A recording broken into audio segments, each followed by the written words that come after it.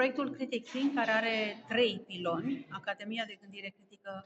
Caravana Mind Matters și podcastul Mindcast, sunt acești 3 piloni dedicați tuturor celor care vor să afle ce este gândirea critică și cum poate fi ea activată în viața noastră de zi cu zi. Noi, prin Critic Think, oferim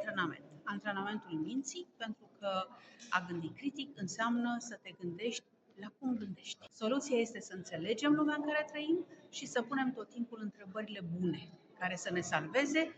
din acest marasm al manipulărilor sau din situații care nu ne sunt favorabile. Critic Think, dedicat profesorilor de liceu, elevilor de liceu, într-o fază pilot, va dori ca mai departe să formeze în rândul profesorilor din România formatori de gândire critică și în rândul tinerilor din licee și nu numai din licee, influencer de gândire critică.